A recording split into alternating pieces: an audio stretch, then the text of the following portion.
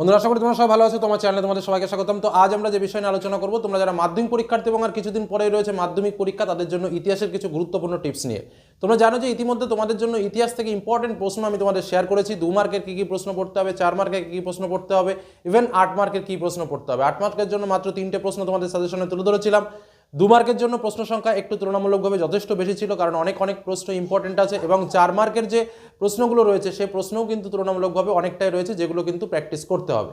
এবার যেটা বিষয় হচ্ছে যে যেহেতু পরীক্ষা আমাদের একদম সামনে, কিছু কিছু ছেলেমেয়েরা রয়েছে যে সারা বছর বই খুলে পড়তে পারেনি বা সারা বছর পড়াশোনা সেরকমভাবে করতে পারেনি, তাদের জন্য কি করা যায় সেই আলোচনার সূত্র নিয়ে আজ আমরা যে বিষয়টা তোমাদের সামনে শেয়ার করতে চলেছি, যে একদম কম পরিমাণ পড়ে একটা ভালো রেজাল্ট কীভাবে আমরা করতে পারবো, তার জন্য আমি কয়েকটি টিপস তোমাদের সামনে শেয়ার করব। একদম প্রথম যে কথাটা বলবো, খুব মন দিয়ে শুনবে, বুঝবে এবং সেটার ইমপ্লিমেন্ট ঘটাতে হবে, অর্থাৎ সেই কাজটা কিন্তু করতে হবে। কারণ যেহেতু আজ একদম চিপ, মানে খুব ছোট্টর মধ্যে তোমাদের সামনে বিষয়টা তুলে ধরছি, সেহেতু কিন্তু বিষয়টা কোনো রকমভাবে অবহেলা করা যাবে না। প্রথম যে কথা আমি এর আগেও বলেছি, আবারও বলছি, শর্ট কোশ্চেনের জন্য কিন্তু অবশ্যই ভালো করে যে টেস্ট পেপার সলভ তোমরা করেছো সেটা কিন্তু ভীষণ উপকারে লাগবে, এবং আমরা যে 100 কোশ্চেনের যে বান্স তোমাদের সামনে ইতিমধ্যে শেয়ার করছি সেই বান্সগুলোকে একটু ফলো করতে হবে। আর প্রিভিয়াস ইয়ারের কোশ্চেনের সঙ্গে সঙ্গে টেস্ট পেপার সলভ একটা ভাইটাল ব্যাপার, যেটা কিন্তু তোমার খুব উপকারের কাজে লাগবে। আর আমি আরও একটা বুদ্ধি তোমাদের দিয়েছিলাম, বেস্ট 5 সেট আমি তোমাদের জন্য দিয়েছিলাম, এবিটিও দিয়েছিলাম, আবার পর্ষদের টেস্ট পেপার দিয়েছিলাম। সেই টেস্ট পেপারে যদি প্রশ্নগুলো ভালো করে সলভ করো, আশা করছি যে সেখান থেকে 4 মার্ক, 2 মার্ক এবং 8 মার্ক এই প্রশ্ন নিয়ে আর কারো কোনো চিন্তা থাকার কথা নয়। তবুও আমি কিছু প্রশ্ন আজ তোমাদের সামনে খুব নির্দিষ্টভাবে বলে দেবো, যে প্রশ্নগুলো তোমাকে খুব হেল্প করবে বা সিলেবাসটাকে কমাতে সাহায্য করবে। দেখো, আমাদের মোট কটা চ্যাপ্টার আছে? আমাদের মোট 8টা চ্যাপ্টার আছে। তোমরা হয়তো যারা পড়াশোনা করেছো খুব ডিটেলসে, তারা খুব ভালো করেই জানো এই 8টা চ্যাপ্টারের মধ্যে কিছু কিছু রয়েছে সহজ চ্যাপ্টার, কিছু কিছু রয়েছে কঠিন চ্যাপ্টার। সবসময় মনে রাখবে যে এই মুহূর্তে দাঁড়িয়ে আমরা যদি কঠিনের দিকে বেশি সময় নষ্ট করি, তাহলে কিন্তু আমাদের সহজ চ্যাপ্টারগুলো নষ্ট হয়ে যাবে, বা আমরা ভুলে যাব, বা আমরা ঠিকঠাক করে পড়তে পারবো না। যে কারণে আমি যারা দুর্বল ছাত্রছাত্রী রয়েছে তাদের বলবো যে কঠিন চ্যাপ্টারের প্রশ্নগুলোর দিকে খুব বেশি একটা নজর না দিয়ে সহজ চ্যাপ্টারের প্রশ্নগুলোর দিকে বেশি করে তাকাও। কারণ কি, সহজ চ্যাপ্টারগুলো যদি আমরা ভালো করে পড়ি, তাহলেও কিন্তু আমরা 2 মার্কের প্রশ্ন, 4 মার্কের প্রশ্ন এবং 8 মার্কের প্রশ্ন ইজিলি কমন পেতে পারি।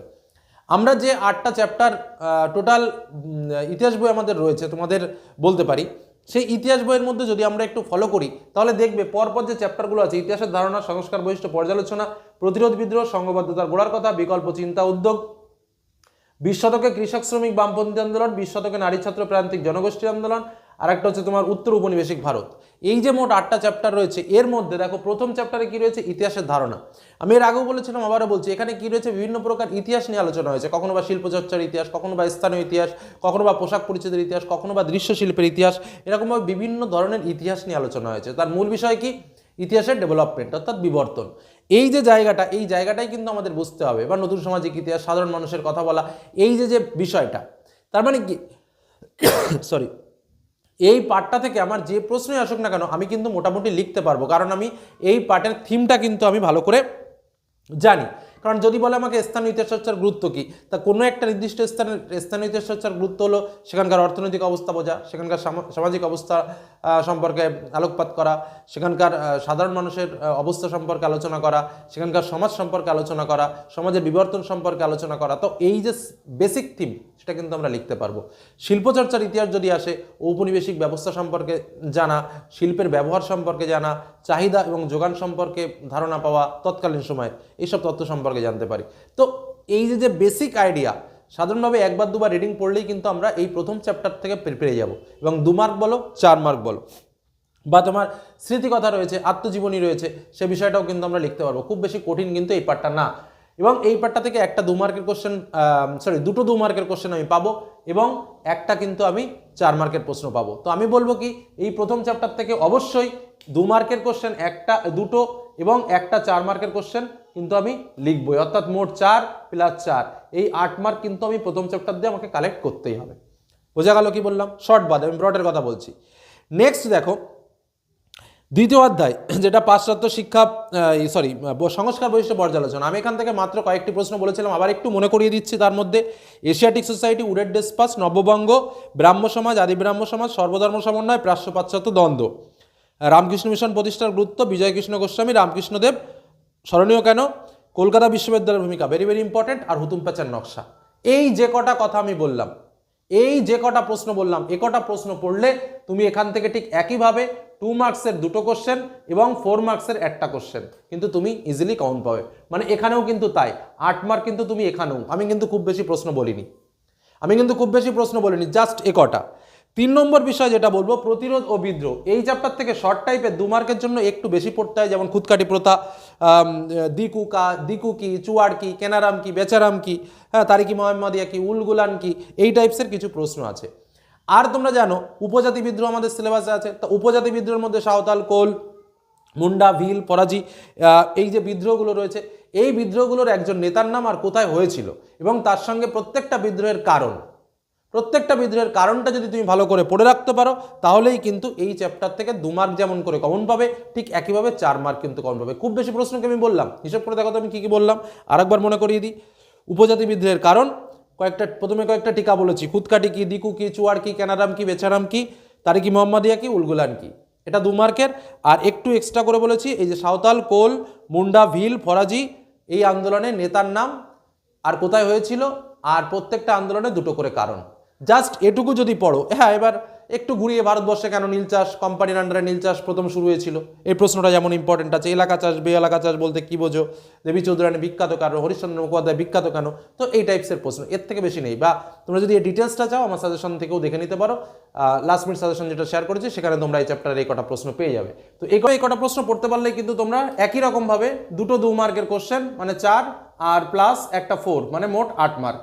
তো এইভাবে কিন্তু রয়েছে। এবার দেখো পরবর্তী চ্যাপ্টার আমাদের রয়েছে সংঘবদ্ধতার গোড়ার কথা। আমরা এর আগে অনেক বেশি সাজেশন বা বেশি প্রশ্ন দিয়েছি।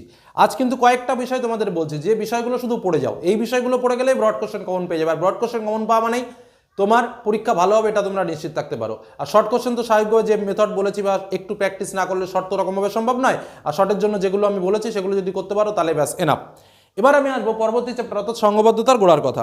এখান থেকেও আমি ঠিক কয়েকটা টিকা বলবো। একটা হচ্ছে ইলবার্ট বিল, সভা সমিতির যুগ, বঙ্গভাষা প্রকাশিকা সভা, চৈত্রমেলা।